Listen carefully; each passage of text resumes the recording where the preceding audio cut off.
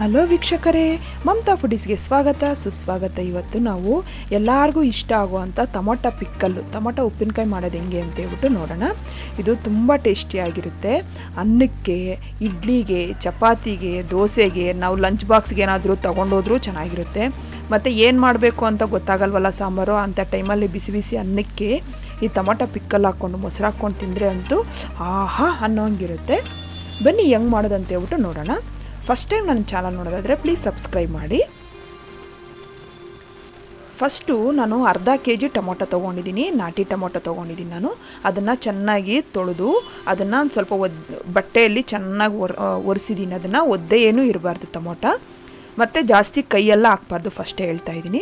ಅದಕ್ಕೆ ಅರ್ಧ kg ಟೊಮೊಟೊಗೆ 50 gram ಹುಣಸೆಹಣ್ಣು ತೊಗೊಂಡಿದ್ದೀನಿ. ಹೊಸ ಹುಣಸೆಹಣ್ಣಾದರೆ ತುಂಬ ಚೆನ್ನಾಗಿರುತ್ತೆ, ಹಳೆ ಹುಣಸೆಹಣ್ಣಿಗಿಂತ ಹೊಸ ಹುಣಸೆಹಣ್ಣೆ ಚೆನ್ನಾಗಿರೋದು.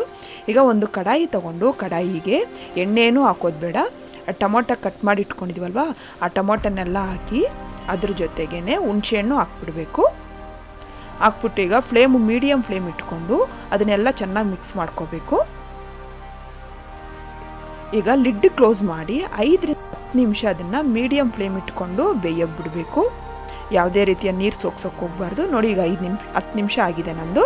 10 ನಿಮಿಷ ಆದಮೇಲೆ ನೋಡಿ ಈ ಥರ ಎಲ್ಲ ಆಗಿದೆ, ಟೊಮೊಟೊ ಎಲ್ಲ ಸಾಫ್ಟ್ ಆಗಿದೆ, ಮೆತ್ತಗಾಗಿದೆ. ಈಗ ಅದನ್ನು ಫ್ಲೇಮ್ ಮೀಡಿಯಮಲ್ಲೇ ಇಟ್ಕೊಂಡು ಆ ಟೊಮೊಟೊನೆಲ್ಲ ಒಂದು ಸ್ವಲ್ಪ ಆದಷ್ಟು ಸ್ಮ್ಯಾಶ್ ಮಾಡ್ಕೋಬೇಕು. ನೋಡಿ ಈ ಥರ ಎಲ್ಲ ಸ್ಮ್ಯಾಶ್ ಮಾಡ್ಕೊಂಡ್ಮೇಲೆ, ತುಂಬ ಸ್ಮ್ಯಾಶ್ ಮಾಡೋದೇನು ಬೇಡ, ಪರವಾಗಿಲ್ಲ, ಅದನ್ನು ಆಮೇಲೆ ಏನು ಮಾಡಬೇಕೋ ನಾನು ತೋರಿಸ್ತೀನಿ. ಈಗ ಅದಕ್ಕೆ ಉಪ್ಪು, ನಾನು ಕಲ್ಲುಪ್ಪು 50 ಗ್ರಾಮ್ ಕಲ್ಲುಪ್ಪು ತೊಗೊಂಡಿದ್ದೀನಿ, ಅಂದರೆ 2 ಟೇಬಲ್ ಸ್ಪೂನ್ ಅಷ್ಟು ಉಪ್ಪು ತೊಗೊಂಡಿದ್ದೀನಿ. ಕಲ್ಲುಪ್ಪಾದರೆ ಉಪ್ಪಿನಕಾಯಿಗೆ ತುಂಬ ಚೆನ್ನಾಗಿರುತ್ತೆ, ಬೇಗ ಕೆಟ್ಟೋಗಲ್ಲ ಅಂತ ಹೇಳ್ಬಿಟ್ಟು ಕಲ್ಲುಪ್ಪು ಹಾಕೋದು. ನೀವು ಪರವಾಗಿಲ್ಲ ಸಣ್ಣ ಉಪ್ಪಾದರೂ ಯೂಸ್ ಮಾಡ್ಕೋಬೋದು, ಪೌಡರ್ನಾದರೂ. ಈಗೆಲ್ಲ ಚೆನ್ನಾಗಿ ಮಿಕ್ಸ್ ಮಾಡಿಕೊಂಡು ನೋಡಿ ಅದನ್ನು ಒಂದು 2 ನಿಮಿಷ ಹಂಗೆ ಕುದಿಯೋಕೆ ಬಿಟ್ಬಿಟ್ಟು ಈಗ ಅದನ್ನು ಕಂಪ್ಲೀಟಾಗಿ ತಣ್ಣಗಾಗೋಗ್ಬಿಡ್ಬೇಕು. ನೋಡಿ ಎಲ್ಲ ತಣ್ಣಗಾಗಿದೆ. ತಣ್ಣಗಾದ್ಮೇಲೆ ಒಂದು ಮಿಕ್ಸಿ ಜಾರಿಗೆಲ್ಲ ನಾವು ಟೊಮೊಟೊ, ಹುಣಸೆಹಣ್ಣು, ಉಪ್ಪು ಬೇಯಿಸ್ಕೊಂಡಿದ್ವಲ್ವ ಅದನ್ನೆಲ್ಲ ಮಿಕ್ಸಿ ಜಾರ್ಗೆ ಹಾಕಬೇಕು. ಮಿಕ್ಸಿ ಜಾರ್ಗೆ ಹಾಕ್ಬಿಟ್ಟು ಈಗ ಅದ್ರ ಜೊತೆಗೇ ಅಚ್ಚ ಖಾರದ ಪುಡಿ, ಅಂದರೆ ನಾನು ಒಣಮೆಣ್ಸಿನ್ಕಾಯಿನ ಉರಿದಿರ ಹಂಗೆ ಪುಡಿ ಮಾಡ್ಕೊಂಡಿದ್ದೀನಿ, ನಾನು ಮನೆಯಲ್ಲೇ ಮಾಡ್ಕೊಂಡಿದ್ದೀನಿ. ನೀವು ಪರವಾಗಿಲ್ಲ ಅಂಗಡಿಯಲ್ಲಿ ಸಿಗೋದನ್ನು ಯೂಸ್ ಮಾಡ್ಕೋಬೋದು. 50 ಗ್ರಾಮ್ ಅಷ್ಟು ಚಿಲ್ಲಿ ಪೌಡ್ರನ್ನ, ಮೆಣಸಿನ್ಕಾಯಿ ಪುಡಿನ ಹಾಕಿದ್ದೀನಿ. 1 ಟೀ ಸ್ಪೂನು ಅರಿಶಿನದ ಪುಡಿ, ಸಾಸಿವೆ ಪುಡಿನ ಹುರಿದು ಪುಡಿ ಮಾಡ್ಕೊಂಡಿದ್ದೀನಿ. ನಾನು 1.5 ಟೀ ಸ್ಪೂನ್ ಅಷ್ಟು ಸಾಸಿವೆ ಪುಡಿ ಹಾಕ್ತಾಯಿದ್ದೀನಿ. 1.5 ಟೀ ಸ್ಪೂನ್ ಸಾಕಾಗುತ್ತೆ ನಾನು ಹೇಳಿರೋ ಮೆಜರ್ಮೆಂಟಿಗೆ. ಈಗ ಮೆಂತ್ಯ ಪುಡಿನ ಅಷ್ಟೇ ಹುರಿದು ಪುಡಿ ಮಾಡ್ಕೊಂಡಿದ್ದೀನಿ, ಅದನ್ನು 1 ಟೀ ಸ್ಪೂನು ಮೆಂತ್ಯ ಪೌಡ್ರ್ ಹಾಕ್ಕೋಬೇಕು. ಮೆಂತ್ಯ ಪೌಡ್ರು 1 ಟೀ ಸ್ಪೂನ್ ಸಾಕಾಗುತ್ತೆ ಫ್ರೆಂಡ್ಸ್, ಜಾಸ್ತಿ ಹಾಕೋಕ್ಕೆ ಹೋಗಬೇಡಿ. ಮತ್ತು ಅದಕ್ಕೆ 50 ಗ್ರಾಮು ಬೆಳ್ಳುಳ್ಳಿನ ಈ ಥರ ಸಿಪ್ಪೆ ಬಿಡಿಸಿ ಹಾಕ್ಕೊತಾ ಇದ್ದೀನಿ. ಈಗ ಹಾಕ್ಬಿಟ್ಟು ಎಲ್ಲ ಚೆನ್ನಾಗಿ ಗ್ರೈಂಡ್ ಮಾಡ್ಕೋಬೇಕು. ನೋಡಿ ಎಷ್ಟು ಚೆನ್ನಾಗಿ ಪೇಸ್ಟ್ ಆಗಿದೆ ಅಂತ ಹೇಳ್ಬಿಟ್ಟು. ಆ ಟೊಮೊಟೊ ಅಲ್ಲಿರೋ ನೀರಿನಾಂಶನೇ ಸಾಕಾಗುತ್ತೆ ಪೇಸ್ಟ್ ಆಗೋಕ್ಕೆ. ನೋಡಿ ಈಗ ಆಗಿದೆಯಲ್ಲ, ಈ ಥರ ಪೇಸ್ಟ್ ಆದಮೇಲೆ ಈಗ ನಾವು ಈಗಲೇ ಉಪ್ಪೆಲ್ಲ ನೋಡಿಕೊಂಡು ಅಡ್ಜಸ್ಟ್ ಮಾಡ್ಕೋಬೇಕಾಗುತ್ತೆ. ಈಗ ಅದಕ್ಕೆ ಸಾಸಿವೆ ಎಣ್ಣೆ ಇಲ್ಲ ಕಡಲೆ ಎಣ್ಣೆ ಹಾಕ್ಕೋಬೋದು. 100 ml ಅಷ್ಟು ಆಯಿಲ್ ಹಾಕ್ತಾಯಿದ್ದೀನಿ.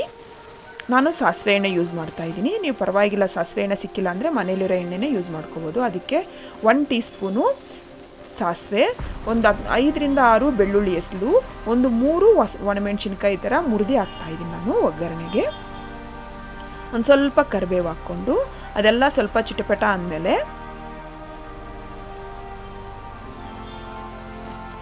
ನಾವು ಪೇಸ್ಟ್ ಮಾಡ್ಕೊಂಡಿದ್ವಲ್ವ ಟೊಮೊಟೊನೆಲ್ಲ, ಅದನ್ನೆಲ್ಲ ಇವಾಗ ಎಣ್ಣೆ ಜೊತೆಗೆ ಹಾಕಬೇಕು.